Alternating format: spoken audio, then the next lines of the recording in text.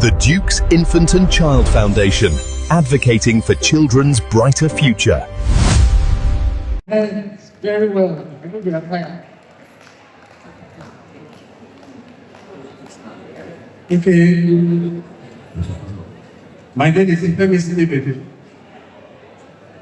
My name is Femi Stephen.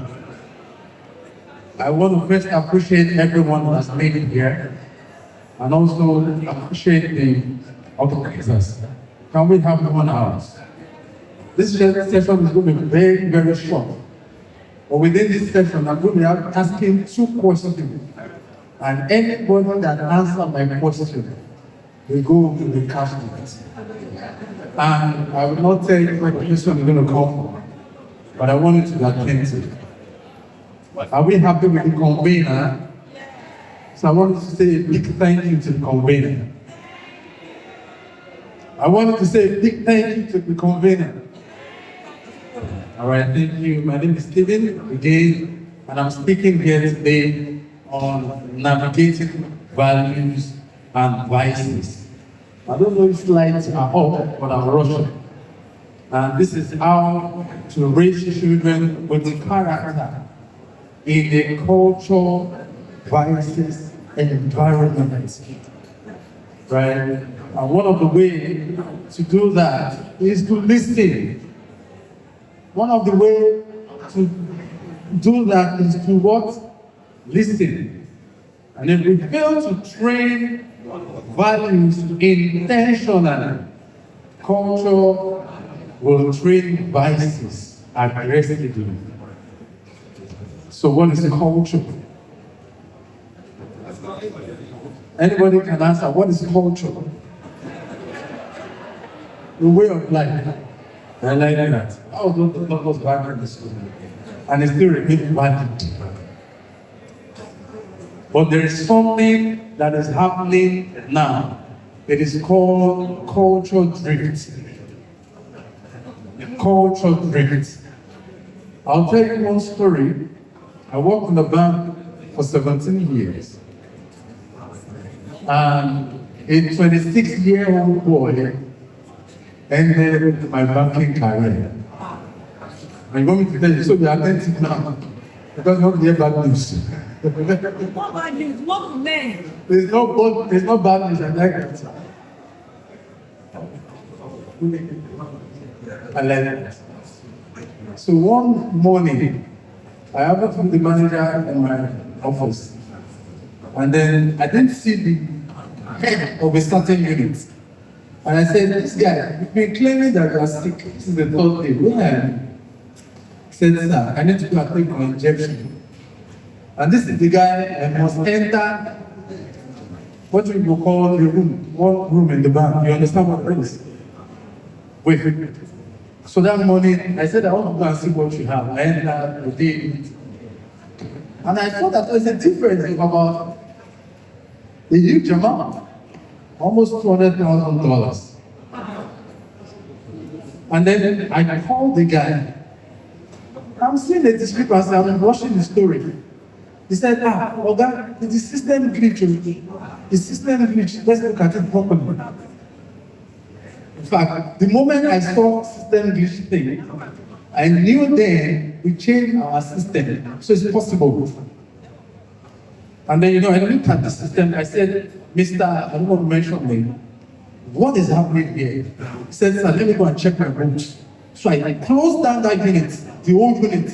I told them that we don't want customers in this building anymore. Right now, there's a crisis. As I closed down the building, I saw this man seated in his office with his other, he's a senior person. And I said, why are you sitting down there? Where is the thing that you requested for? He says, I have a confession today.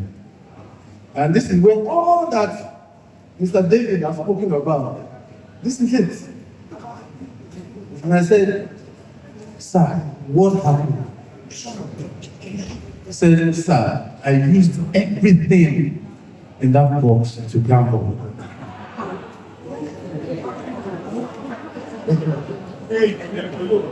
2 weeks before this gambling, 2 weeks before this incident, I bought 2 shares Like, shirt that I put on this shirt is very good.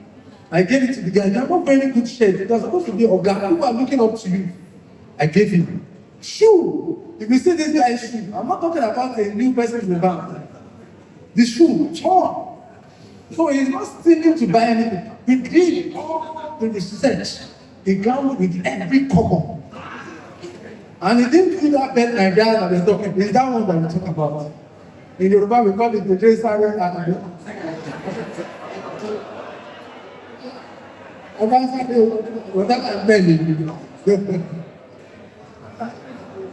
but I'll tell you something. When that thing happened, because of the kind of person God has made me, I pitied the guy. Everybody saying, why you pity the guy? I pitied the guy, I had compassion on the guy. Because just as I finished screaming, I said, look at what you have done. And I turned back. This guy came with the remaining 6 million in his hand. Within 5 minutes. This is madness. He told me that he did it because he felt that at least he get 100 million back. Do you know what $150,000 is? So listen.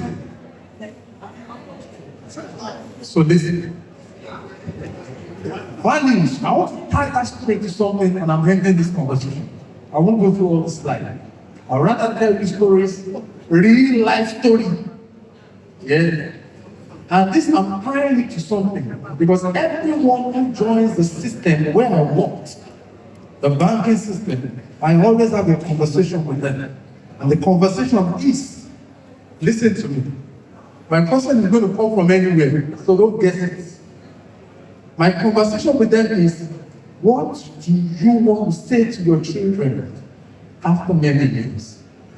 I was the one who arrested this guy. I was the one who took him to party with my mobos because this is the most gentle human being I've ever met. 26-year-old. And then I called the mother. The mother said, they. And I said, Mom, you are wicked. So you know your son was like this. I have nothing to ask. But that is something beyond the parent. Right? But there's something called cultural drift. And what is that? When the society slowly normalizes behavior that was once considered wrong. When the society, our society now, we are normalizing the behavior that was once considered wrong. When we speak somewhere in January, Dr. Bola was there, we were together in Cambridge, and we're speaking to these addict people. In fact, I think the West told these things to us, basically. It's not a Nigerian thing, no. It's a global problem. A global problem. And what has that done to us? Our mentality of value, of culture is changing. Out of that thing that happened to me, I started an NGO and I run a firm. I run a firm now that my bank comes to me to beg me to help them get staff. I do recruitment for them and I do a whole lot of things for them. That is why. That is because when I took the bank and I'm telling you my story, that's what I said I've come to do here. The first day in the bank, my mother told me something.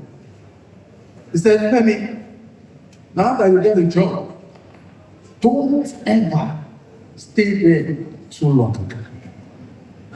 Because I went to my boss, Dr. Steady, in 2007.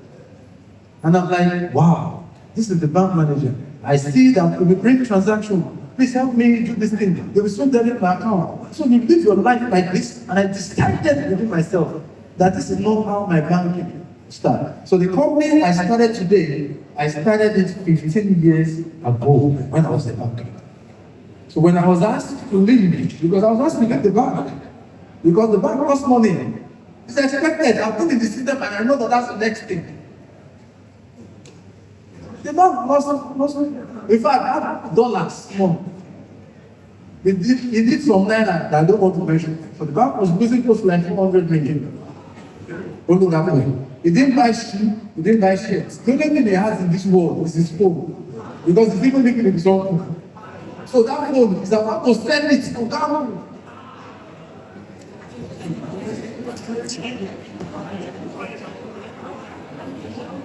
Now, value.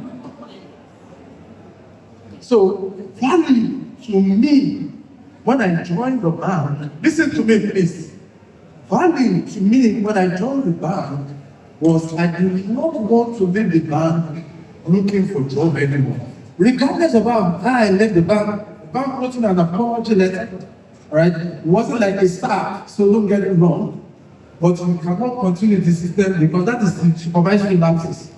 However you want to be, don't pity me. However you want to look at it, if I supervised that guy well, I would have caught him maybe on the first $30,000 still. Because he stole it consecutively for 3 days. And he kept going to the hospital for 3 days. We kept telling him he cannot come until around 11 in the morning. Cultural traits. Because we have normalized gambling. We have normalized betting. All right. The young people today are facing the threats of cultural drift. And that's one thing that I said to people. I was speaking somewhere recently, and I said to people that the way tobacco is saying that smokers are liable to die young, most tech companies should also say that if you are addicted to social media, you are liable to truncate your career young. Yeah. That disclaimer must be put there by tech companies. Why? Because that is killing us more than anything. I groom young people today. I groom more of young bankers and oil and gas people today who start to work and they think that life is about work. Teachers, please listen to me. I'm rounding up in 10 minutes. I groom them today thinking and knowing that the first day you get your job, start to think forward, not now. Start to do what? Think forward. And then people tell me, how much are they paying me? How will I be able to do it? It's a cultural drift. Wow. It's a problem that we need to internalize and come out with solution ourselves. What I do today, I never believed in my wildest dream that it's going to be this much. But situation has brought out the best from it, no matter how obvious it is. All right? So, assessing the modern cultural threats. I don't think this thing is working, but you can move it for me. All right.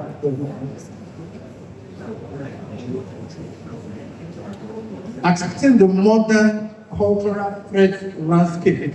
I mentioned that the tech company, digital ecosystem, we need to normalize.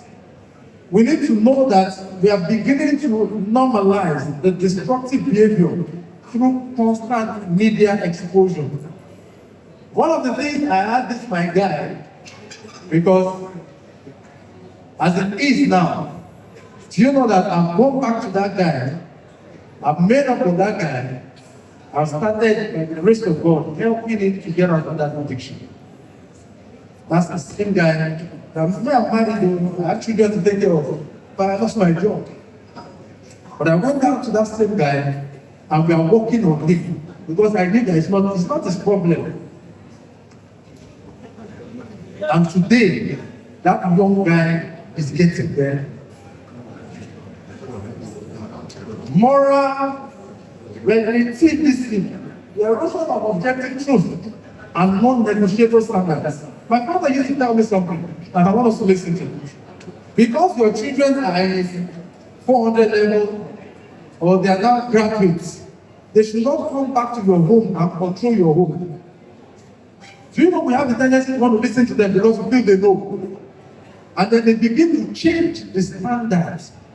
They begin to gradually change the standards for you. We need to take note of that. Substance experimentation, I don't want to go into all that again because Mr. David has done quite enough justice to that. But peer-driven identity crisis. Now, back to my story.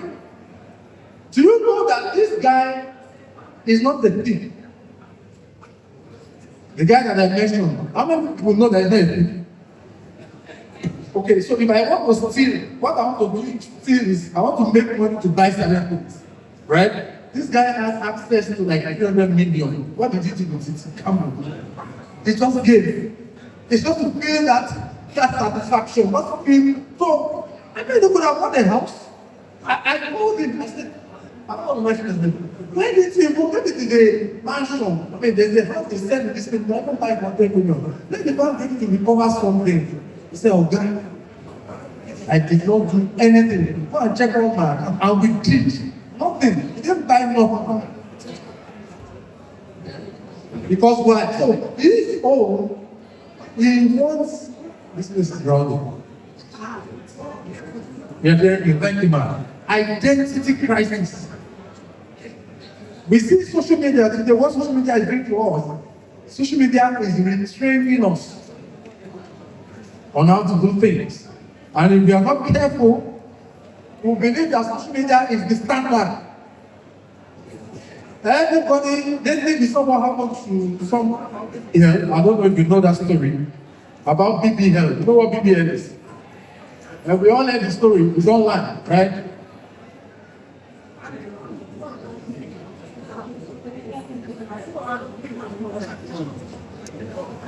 Okay. I think the food is distracting us. Do you want me to hold on?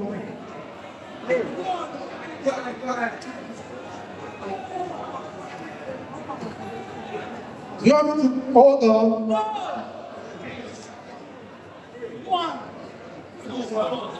All right, let's go on. Let's go on. All right. So, do you know something about social media today? Let me look at this. Listen. Do you know something about social media today? There's something we call algorithm. We know that. Just you will think that I've just been thinking of buying tables. Instagram keeps suggesting tables to me. I've been thinking of buying spoons. They keep suggesting spoons to me. Now, it is not that they are suggesting all these things to you. At some point, it could be websites, it could be Facebook, any social media. You have searched how do I stop breathing? There's something like that. How do I stop smoking? On other social media, they'll start suggesting that to me. Now, these are our teenagers. These are our students. These are our people that are growing up. I run an NGO that is called Better People, Better Life. We started it in the Djibouti on our own wives. And what we deal with is women, purely women and children. One of the things I noticed about children is the moment you expose them to social media early, they pattern their life after the so-called influencers. Now let me tell you one thing. What are the influencers doing? What they are doing is they are leading. There's a training I take, and it is called Leadership by Influence. You may never know me. You may never have shook hands with me, but I'm leading you in your room. Because every time you go online, it is Ogundipe you want to look at. It is Obi you want to look at. It is President Tinubu you want to look at. Do you understand what I'm saying? So you begin to follow their steps and follow their lives. And that is where we need to be careful. Right? So we are being mentored wrongly. One of the things we need to redefining the adult role from passive guidance to intentional guidance. And one of them is mindset. And I want to ask a question today. Why do you want your children in school? If you want to answer, just one word. Why do you want your children in school? Mama, you want to answer? No, I know. Why do you want your children in school? Why are you educating your children? Better future. Right. Any other person? women. Yes, ma'am. Yes, sir. Be able to stand on their feet. And they were not people. Or to stand on their feet. I love that. Thank you. Now, I'll write on our own. I'll write on our own. For connection. Liberation. Good. Let me tell us a story. I'm not doing myself. I was taking a leadership course. And I don't know how many people know Samadhi. There's one man who calls Samadhi. Samadhi was relating this story to us. Listen to me. And he said that he was training people in his leadership school. And he saw a man. He did not mention the name of the man. Like I am saying, Otuba, Mike, you know him. So somebody like that in this class. And he said that nobody in that class knew this guy. But he kept training and was like, Chief, he just kept doing his class. At the end of the class, what did he do? He called the guy that asked. He's like, I know you. I know the chief secretary. I'm the one. But guess what? He said he invited this man to his office. Him and his wife started to interrogate this man. And the man said that the list of his investment, listen to me, gives him what? 1 billion every month. Wow. And that's the guy that was seated learning. And this guy cannot write his name. This guy cannot do what? Write it. I'm going to stop at mindset. I can't run the truth. So, what did Sam said? He said his wife looked at his face and said, school did something to us. You know what school did to us? School told us how to be scared of risk. If you want to do all business now, say, don't be scared, this not broken. See what I can make it out. You are taking them to do that. And the evil boy, he's taking the risk, putting the inside the market. And he's doing it. But this illiterate man said, all the things you were teaching us in class, I learned it on the street.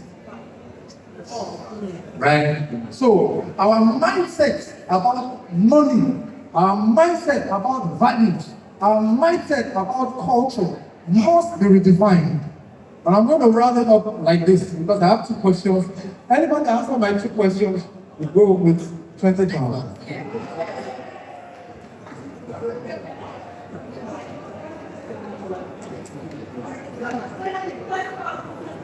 Now, let me round up with the role of mentors and educators.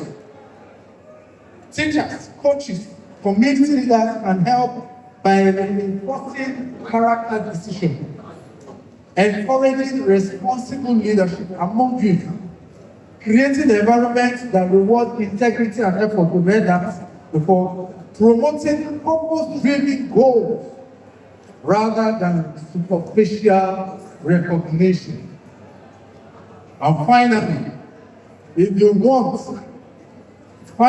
technology may shape the environment, but the values will shape the person. I want you to say it loud. Technology may shape the environment, but values will shape the person. So be careful the values you are instilling in someone. I tell people, if I call this man stupid, right? If I call him a fool, you know boys don't joke now, we're a fool, right? Your mind does not know the difference between when you're joking and when you're serious. Your mind begins to accept it over and over again. And when certain things happen to you, you remember that there is a problem with you. Jumping when you're in school. And you become a donkey. So there are certain things you don't even allow. I'll stop mindset. My question, number one. What is cultural drift? The way I said it. I have the authority to call anybody I want to call. What is, I'm giving proper chance. What is cultural? Okay, proper, no, this kind of stuff. It's not right away. Quickly. I'm coming there. Cultural drift. Very simple.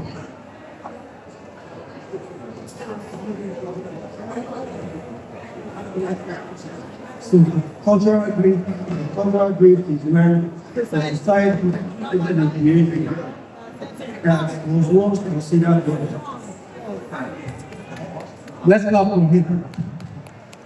So I wanted it word for word the way I said it. Cultural drift. Man, please come. No, let's give him a chance. Go look at your book. Go look at your book. You said cultural drift is when a society normalizes a behavior that is one considered wrong. Let's clap for her. One more person. One more person. Three people. The chance. One person. Everybody want to go. No. A man.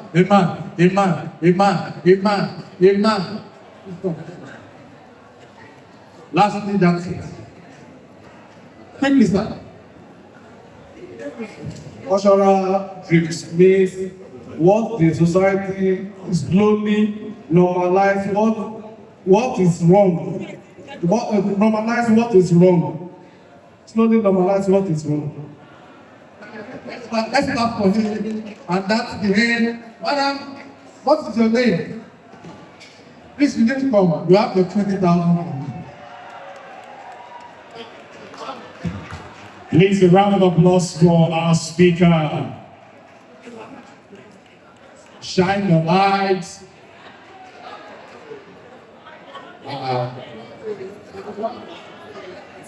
One house. Let us clap for him. The trainers win. 1 to go. 1, 2, 3, 4, 5, 6, 7, 8, 9, 10. So we're gradually coming to the end of this event. But I don't like what I'm seeing. Please, Usher, don't give me what I mean. Don't give me what I mean. I don't like what I'm seeing. This is the first day. See the way, madam, see the way we drag water. Why now? I told you all that we are live on YouTube. The world is watching us right now. And we are dragging water like that. The water will get to you. So just relax. Say to your neighbor, relax. Away from that, we cannot have two MCs at the same time. We cannot have two speakers at the same time. Somebody is talking here, 50 people are talking behind. I've been with a while now. This is my first time meeting everybody in this room. Even for worry or later stage, we're not doing like this. Here's up. We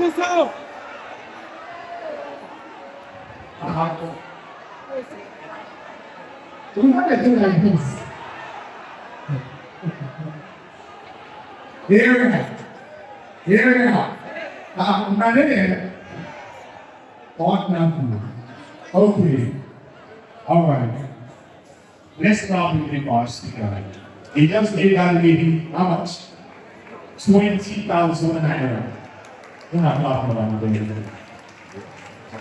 So we have one last speaker, and that's all for today. But the speaker say, make I tell you now, if you not continue to make noise, you will carry with it take on, you will enter plane, you will go back.